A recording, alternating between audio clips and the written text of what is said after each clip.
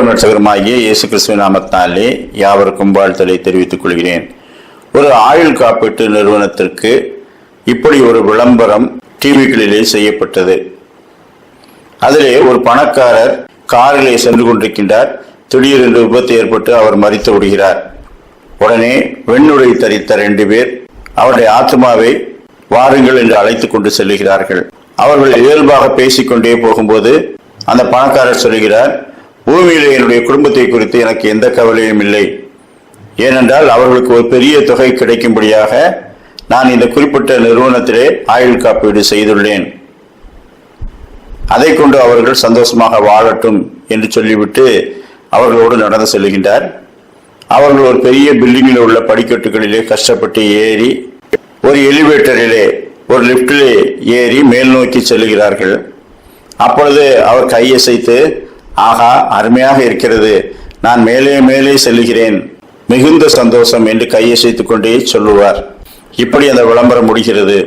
அந்த விளம்பரத்தை பார்ப்பவர்கள் எல்லாம், பரவாயில்லை, ஆயுள் காப்பீடு செய்தால் குடும்பத்தை குறித்து கவலைப்பட வேண்டியதில்லை, அவர்களுக்கு பெருந்தொகை கிடைக்கும் என்பதை புரிந்து கொள்வதைப் போலவே நமக்கு மேலே ஒரு லோகம் உண்டு, அந்த லோகத்துக்கு அழைத்து செல்ல தேவதூதர்கள் வருவார்கள், அந்த லோகம் எப்படி இருக்கும், அது சந்தோஷம் மிகுந்ததாக இருக்குமா என்றெல்லாம் சிந்திக்க ஆரம்பித்தார்கள். நியாயத்தீர்ப்பு என்ற ஒன்று வரும்போது நாம் மேலே அழைத்து செல்லப்படுவோமா அல்லது கீழேயே விட்டுவிடப்படுவோமா, இந்த சிந்தனையை அந்த விளம்பரம் தூண்டியது என்று சொல்கிறார்கள். பரிசுத்த வேதாகமம் நிச்சயமாகவே 2 இடங்கள் உண்டு என்று கற்பிக்கிறது.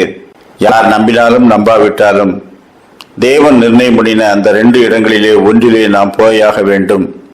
மத்தேயு 6:20, பரலோகத்தில் உங்களுக்கு பொக்கிஷங்களை சேர்த்து வையுங்கள், அங்கே பூச்சியாவது துருவாவது கெடுக்கிறதும் இல்லை.